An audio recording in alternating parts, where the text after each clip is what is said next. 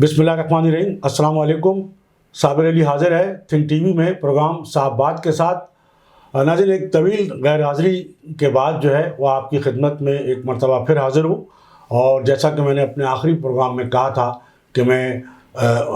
उम्रे की अदायगी के लिए मैं जा रहा था, और मैंने आपसे ये कहा था कि मैं ज़ाहिर है कि उम्रे की अदायगी गर्ज से जा रहा हूँ तो प्रोग्राम नहीं कर सकूँगा। तो 15-16 दिन बाद उम्रे से वापसी हुई और कुछ तबीयत नासाज रही, कुछ ज़ाती मसरूफियात रही। तो बहरहाल आज ये पहला प्रोग्राम उम्रे से वापसी पर जो है वो मैं कर रहा हूँ। और जैसा कि मैंने आपको उम्रे पर जाने से पहले भी ये बताया था कि मैं यकीनन अपने जो नाज़रीन हैं, जो मेरे प्रोग्राम को देखने और सुनने वाले हैं, उनके लिए भी जो है वो मैं ख़ास दुआ करूँगा। तो बिल्कुल मैंने वहाँ खाना काबा के सामने बैठ के जो है वो अपने प्रोग्राम को देखने और सुनने वालों के लिए, अपने नाज़रीन के लिए जो है वो उनकी बेहतरी के लिए, उनके हक़ में जो है वो दुआएं की हैं। और वैसे तो दुआएं ज़ाहिर है कि सबके लिए की जाती हैं, बिल्कुल सबके लिए की हैं, तमाम दोस्त अहबाब और अपने वतन के लिए, अपने मुल्क की खुशहाली बेहतरी के लिए। तो ये जो अच्छी जो भी जितनी भी मकबूल दुआएं हैं वो की हैं। तो बहरहाल आज का प्रोग्राम मैं शुरू करने से पहले सबसे पहले तो मैं बात करूंगा जो इस वक्त आज पाकिस्तान पीपल्स पार्टी के जो चेयरमैन हैं बिलावल भुट्टो साहब, उन्होंने लगता है कि बड़ा मोर्चा जो है वो मुस्लिम लीग नून और नवाज़ शरीफ के ख़िलाफ़ लगा लिया है। और वो जो नवाज़ शरीफ का बयानिया था वोट को इज़्ज़त दो वाला, वो उन्हें बयानिया जो है बिलावल भुट्टो याद दिला रहे हैं और कह रहे हैं कि जनाब वो वोट को इज़्ज़त दिलवाएं। ऐसा लगता है कि पीपल्स पार्टी बजाय इसके कि जो अपनी असल मुखालिफ जमात है, देखिए गुज़िश्ता जो 1.25 साल से ज़्यादा का जो पीरियड रहा पीडीएम की हुकूमत का, तो ज़ाहिर है उसमें पीपल्स पार्टी और नून लीग ने मिलकर हुकूमत बनाई और 12-13 जमातें साथ थी। तो उनका जो हदफ था, जो निशाना था, पीटीआई थी और जो साबिक़ वज़ीर आज़म हैं इमरान खान साहब थे। अच्छा, मुस्लिम लीग नून का तो ज़ाहिर है जो निशाना है, जो हदफ है, जो साबिक़ वज़ीर आज़म है नवाज़ शरीफ साहब, उनका भी जो निशाना और हदफ है वो साबिक़ वज़ीर आज़म इमरान खान साहब हैं। लेकिन लगता है कि पीपल्स पार्टी ने अपना बिल्कुल जो है मौक़िफ़ जो है ऐसा तब्दील किया हुआ। और इस वक्त पीपल्स पार्टी ख़ास तौर पे बिलावल भुट्टो जो है वो न तो पीटीआई के ख़िलाफ़ कोई बात कह रहे हैं, ना साबिक़ वज़ीर आज़म इमरान खान साहब के ख़िलाफ़ बात कह रहे हैं। जबकि ज़ाहिर है कि इससे कबल जो उनका पूरा बयानिया था, और बल्कि यही कहा जाता है कि जो तहरीक अदम एतमाद पेश की गई थी इमरान खान साहब के ख़िलाफ़, उसमें जो अवलियत हासिल थी वो पाकिस्तान पीपल्स पार्टी को हासिल थी। तो बहरहाल ऐसा लगता है कि चूँकि पाकिस्तान पीपल्स पार्टी को ये नज़र आ रहा है कि पहले जो था 2018 के इलेक्शन में भी पीटीआई को ज़ाहिर है कि लाया गया और पंजाब से जो है वो भरपूर पीटीआई ने अक्सरियत हासिल की। और अब यही जो एक आम तासुर है कि जनाब नवाज़ शरीफ साहब को जो लाया गया है, तो ऐसे नहीं लाया गया। और इस वक्त जो वहाँ असल मुकाबला जो बताया जाता है वो मुस्लिम लीग नून और पीटीआई के दरमियान होगा। इसलिए कि पीपल्स पार्टी पंजाब के सियासी ग्राउंड से बिल्कुल बाहर हो चुकी है। और ये बात पीपल्स पार्टी को भी समझ आ गई है कि पंजाब में उनकी अब कोई जो है वो साख नहीं रही है, मकबूलियत नहीं रही है। वो जो एक सियासी जो उनका एक गढ़ जिसे कहना चाहिए थोड़ा बहुत भी, वो भी, तो यही वजह है कि कहा यही जा रहा है, तासुर आम यही है कि पाकिस्तान पीपल्स पार्टी ख़ुद जो है वो आसिफ अली जरदारी साहब जो है वो बिल्कुल पंजाब से मायूस हो चुके हैं। यही वजह कि उन्होंने बलूचिस्तान का रुख किया है और अपना यौम तासीस जो है इस मरतबा उन्होंने बलूचिस्तान के जो शहर है कोयटा वहाँ किया। तो ऐसा लगता है कि जरदारी साहब ने जो पिछले दिनों जो बयान दिया था, जो एक इंटरव्यू दिया था GOTV पर हामिद मीर साहब को, तो ये बताया जाता है कि वो पूरा प्लांटेड इंटरव्यू था। वो ख़ुद जरदारी साहब की ख्वाहिश पर और बिल्कुल सवालात भी वही मुरतब करके, क्योंकि बिलावल भुट्टो साहब ने इससे कबल भी जो मोर्चा लगाया हुआ था वो दायरे मुस्लिम लीग नून और नवाज़ शरीफ के ख़िलाफ़ ही था, और उनके पास तो कहने को और कुछ है ही नहीं। पाकिस्तान पीपल्स पार्टी दायरे के अवाम में अगर जाएगी तो मुस्लिम लीग नून के ख़िलाफ़ ही बयानिया बना के जाएगी, अपनी जगह बनाएगी। असल मुकाबला जो है उसका मुस्लिम लीग नून से ही जो है वो हर जगह होना है। तो लेकिन जो इस वक्त की जो सियासी मंजराना है, जो सियासी सूरत हाल है, जिस तरह नवाज़ शरीफ के लिए जो राह हमवार نظر آتی ہے تو ظاہر ہے زرداری صاحب نے اس کو بھانپ لیا تھا، اور زرداری صاحب نے یہی وجہ تھی کہ جتنا بلاول بھٹو کو آگے بڑھایا تھا، جتنے وہ خاموش رہے تھے، اور بلاول بھٹو نے ایک اچھی اپنی ایک پوزیشن بنا لی تھی، وہ ساری محنت زرداری صاحب کی، وہ ساری جو پوزیشن بنائی ہوئی تھی، وہ انہوں نے صرف ایک انٹرویو میں، وہ جسے کہتے ہیں کہ وہ جو قالین جو ہے وہ بلاول بھٹو کے پیروں تلے سے کھینچ لیا، اور ان کی ساری مقبولیت جو تھی وہ زرداری صاحب نے یہ کہہ کر جو ہے وہ بالکل دھڑام سے جسے کہنا چاہیے کہ گر گئی کہ جناب وہ تو بھی بچہ ہے، اس کو تو بھی تجربہ ہی نہیں ہے۔ تو اور پھر یہ بھی کہا زرداری صاحب نے کہ جناب ٹکٹیں تو میں نے دینی ہے، بلاول بھٹو کو بھی میں ٹکٹ دوں گا۔ تو یہ زرداری صاحب کا جو پیغام جس کو دینا تھا وہ دے دیا، اور اس سے یہی نظر آتا تھا، یہی تاثر ایک بن رہا ہے کہ جب بھی الیکشن ہوں گے، الیکشن میں جو بھی پوزیشن ہوگی، الیکشن کے بعد بھی پاکستان پیپلز پارٹی اور نون لیگ جو ہے ان کا جو مفاہمتی عمل جو ہے وہ اب بھی کہیں نہ کہیں برقرار ہے، اور پچھلی حکومت کے ذریعے بھی وہ موجود تھا، اور جو نتائج آ جائیں گے اس کے بعد، چونکہ سب یہی کہہ رہے ہیں کہ جناب کسی ایک پارٹی کو تو وہ جو کہنا چاہیے کہ وہ جو ایک اکثریت ہے، وہ کوئی بھی پارٹی اکثریتی جو ہے وہ نشستیں نہیں حاصل کر سکے کہ وہ تنہا حکومت بنا سکے۔ کھل کر یہ بات زرداری صاحب نے بھی کی ہے۔ تو جو کہا جا رہا ہے، جو عام تاثر وہ یہی ہے کہ جو بھی حکومت بنے گی فروری میں اگر الیکشن ہو جاتے ہیں، جس پہ ابھی تک بعض لوگوں کو جو ہے وہ خدشات و تحفظات ہیں، چونکہ الیکشن شیڈول نہیں آیا ہے، بہت سارے اشارے تو مل چکے ہیں کہ الیکشن ہو رہے ہیں، لیکن پھر بھی جو اصل معاملہ ہے الیکشن شیڈول کا وہ باقی ہے۔ تو بہرحال جو سیاسی منظرنامہ بن رہا ہے وہ تو یہی بن رہا ہے کہ پی ٹی آئی کو دائرے کے الیکشن میں حصہ تو ضرور لینے دیا جائے گا، بھلے کا نشان بھی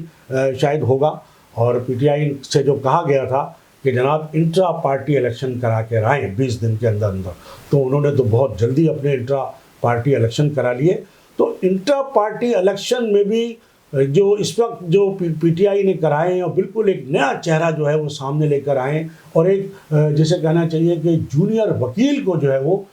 پی ٹی آئی کا جو وہ چیئرمین جو ہے وہ نامزد کر دیا گیا، اور وہ منتخب بھی ہو گئے، اور سارے عہدیدار جس طرح چاروں صوبوں کے عہدیدار بھی جس طرح منتخب ہو گئے، تو اس پر پاکستان پیپلز پارٹی بھی، مسلم لیگ نون بھی، اور اے این پی کے ایمل ولی خان نے بھی، اور سارے لوگ جو ہے وہ بھرپور تنقید کر رہے ہیں کہ جناب یہ کس قسم کے الیکشن ہے۔ اور پی ٹی آئی کے لیے کہا جا رہا ہے کہ جو پارٹی اپنی جماعت کے اندر انٹرا پارٹی الیکشن شفافیت سے نہیں کرا سکتی، جمہوری عمل کے ذریعے نہیں کروا سکتی، وہ عام انتخابات میں کیسے جمہوری عمل کے ذریعے حصہ لے گی۔ تو جو الیکشن ہے وہ سامنے ہے کہ جناب نہ کوئی نومینیشن پیپر، نہ کوئی الیکشن کمشنر، نہ وہ جو ایک طریقہ کار ہوتا ہے، بس وہ جس کو چاہا اور سارے بلا مقابلہ آ گئے۔ تو ظاہر ہے جب کوئی مقابلے پہ کسی کو نومینیشن داخلی نہیں کرنے کی اجازت دی گئی تو وہ سب میں بلا مقابلہ ہی آنا تھا۔ تو بہرحال سب اس وقت جو ہے بھرپور تنقید ہو رہی ہے پی ٹی آئی کے جو انٹرا پارٹی الیکشن ہے، اور جو ایک پی ٹی آئی کے جو ایک بانی رکن ہے اکبر ایس بابر، وہ بھی اب میدان میں آئے بڑے عرصے بعد، انہوں نے بڑی پریس کانفرنس کی ہے، اور انہوں نے اس پارٹی انٹرا پارٹی الیکشن کو جو ہے وہ چیلنج کرنے کا جو ہے وہ اعلان کیا ہے۔ تو بڑی گھمبیر صورتحال ہے۔ اب دیکھنا یہ ہے کہ الیکشن کمیشن آف پاکستان جو ہے پی ٹی آئی کے انٹرا پارٹی الیکشن کو قبول کر کے ان کو بلے کا نشان دیتا ہے نہیں دیتا ہے، کیا ہوتا ہے۔ لیکن اس الیکشن پر جو انٹرا پارٹی الیکشن ہے بڑی تنقید یوں کی جا رہی ہے کہ جناب عمران خان صاحب جو ہے جب وہ وزیر اعظم بنے، مطلب ان کو اپنی پارٹی کے جو سینئر لوگ تھے ان پر نہ تو پہلے کا بھی اعتبار تھا، نہ اب وہ اعتبار کر رہے ہیں۔ پہلے بھی آپ نے دیکھا کہ انہوں نے جو سب سے بڑا صوبہ تھا پنجاب، اس کا وزیر اعلیٰ بالکل غیر معروف اور ایک ایسے شخص کو بنا دیا کہ جس کا کسی نے نام بھی نہیں سنا تھا، جس کو خود عمران خان بھی نہیں جانتے تھے۔ وہ تو ظاہر ہے ساری باتیں کھل کر سامنے آ گئی کہ وہ کس کے کہنے پہ بنایا گیا، اور وہ کیا جادو ٹونے اور کون چلا رہا تھا۔ فرا گوگی صوبہ چلا رہی تھی، ان کے جو شوہر ہے جمیل گجر یا بشرا بی بی وہ چلا رہی تھی، اور عمران خان صاحب ظاہر ہے ان کے کہنے پہ یہ۔ لیکن یہ ضرور کہا جا رہا ہے کہ عمران خان صاحب نے پنجاب جیسے صوبے کا بھی وزیر اعلیٰ جو ہے ایک غیر معروف کو، اور کے پی کے کا جو وزیر اعلیٰ تھا وہ بھی ایک غیر معروف پریوز خٹک کی بجائے ایک بالکل نئے شخص محمود خان کو بنا۔ تو اب بھی انہوں نے بڑا جو ہے وہ ظاہر ہے کہ جسے کہنا چاہیے کہ ایک سرپرائز دیا۔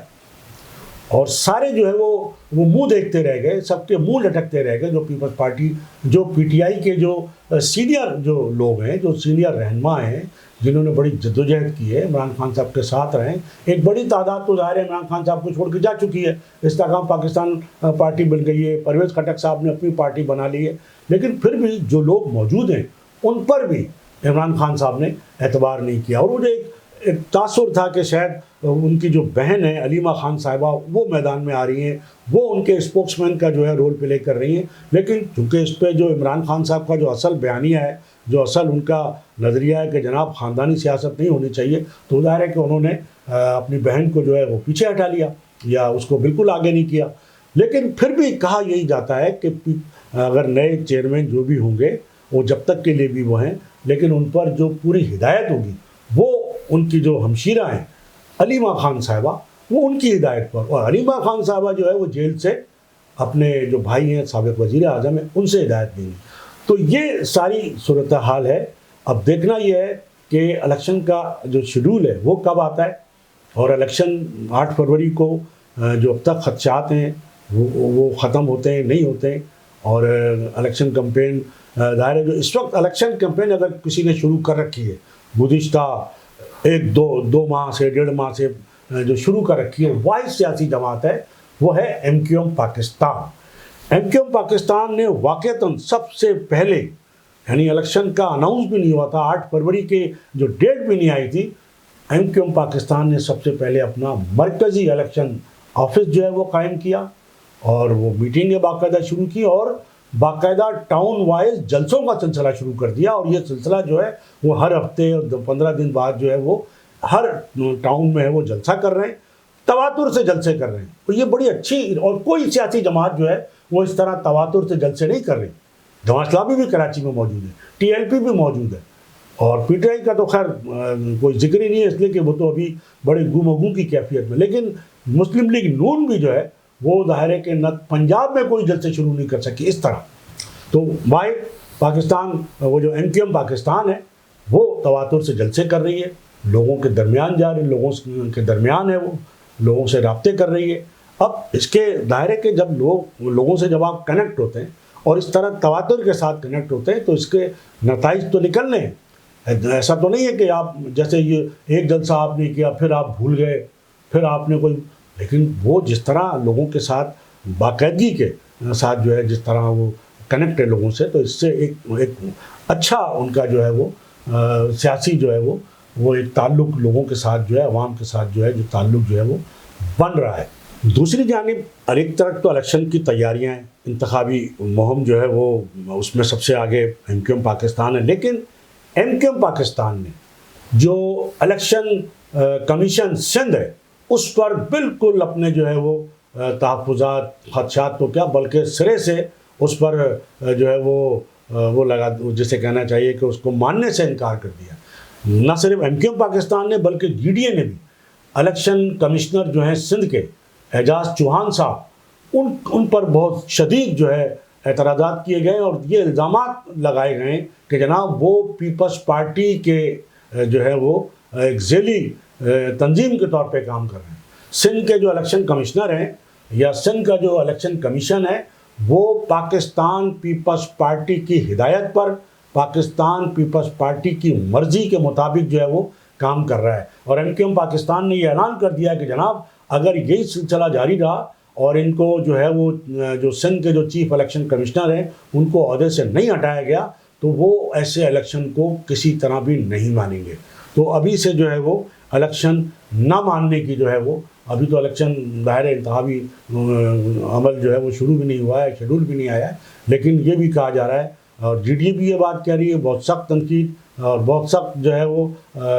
زبردست ان کے خلاف جو ہے ایک مورچہ ایم کیو ایم پاکستان نے بھی اور جی ڈی اے نے بھی لگا لیا ہے الیکشن کمیشن سندھ اور چیف الیکشن کمشنر سندھ کے خلاف. اور اس صورتحال کو دیکھتے ہوئے جو سندھ کے چیف الیکشن کمشنر ہیں انہوں نے باقاعدہ انہیں پیشکش کی ہے کہ جناب آپ کے کیا خدشات ہیں، کیا تحفظات ہیں، آئیں بیٹھیں ملیں اور بیٹھ کے ہمیں بتائیں اور اس کو ہم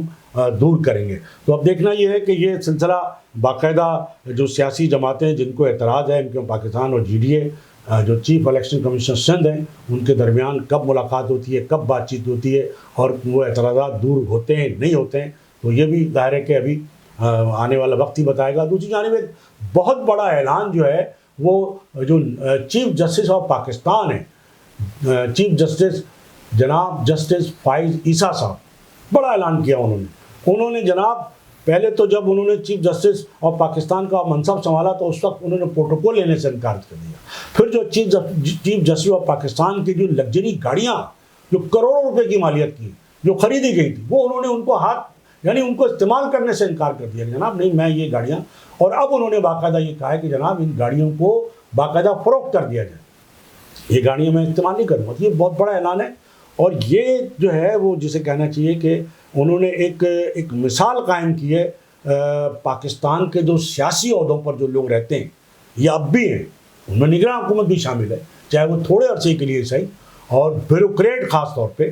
اور سیاستداں ظاہر ہے کہ ان کے لیے یہ ایک بالکل ایک لائعمل جو ہے وہ دے دیا ہے کہ جناب آپ جو ہے اس روایت کو آگے بڑھائیں. جس طرح چیف جسٹس آف پاکستان نے جو ہے وہ لگژری گاڑیاں استعمال کرنے سے انکار کر دیا ہے,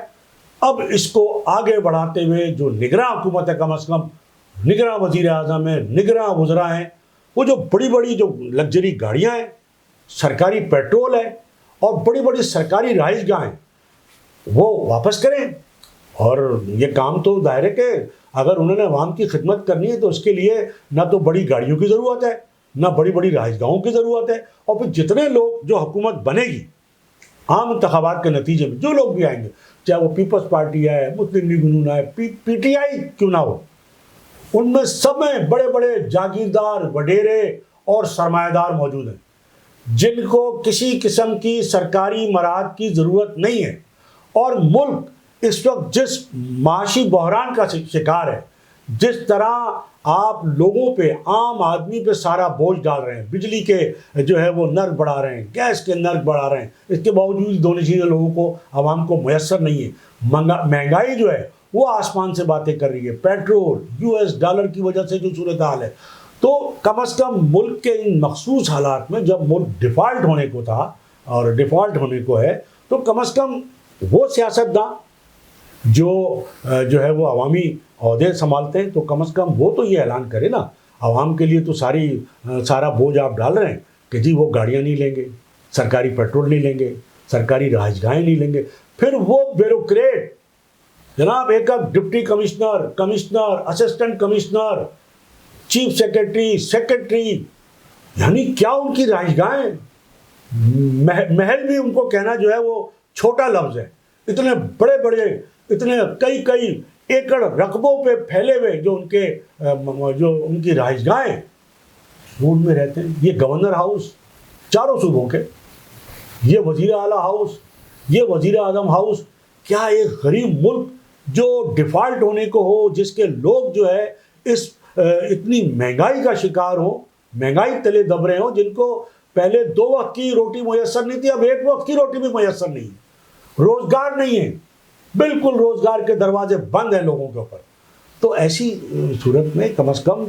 چیف جسٹس نے ایک بہت اچھی مثال قائم کی ہے, اور اس مثال کو آگے بڑھائیں. سیاستداں اور بیوروکریٹ, اور خاص طور پہ یہ جو سرکاری جو انگریز کا جو دور چل رہا ہے, وہ پرویز مشرف صاحب نے ایک بڑا اچھا کام کیا تھا کہ جناب انہوں نے یہ کمشنری نظام ہی ختم کر دیا تھا,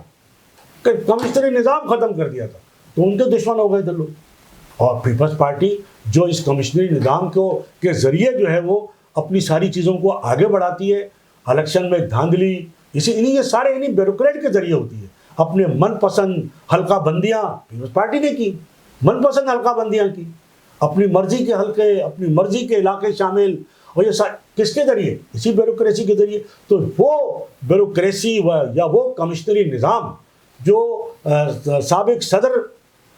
پرویز مشرف صاحب نے ختم کیا تھا, بڑی جرت کا انہوں نے بہت بڑا اقدام قدم اٹھایا تھا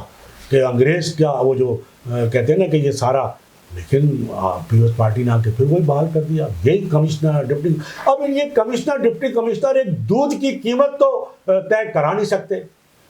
پھلوں اور سبزیوں کی قیمتیں تو طے کرا نہیں سکتے, تو ان کا کام کیا ہے؟ اور ان کی رہائش گاہیں, ان کے پروٹوکول یہ کرتے کیا ہیں؟ تو کیوں انہیں یہ ساری چیزیں حاصل ہیں؟ اور ان حالات میں کہ جب عوام جو ہے وہ فاقے کر رہے ہیں، عوام لوگوں کے چولہے نہیں جل رہے. تو بس آج کی میری یہی ایک گزارش تھی کہ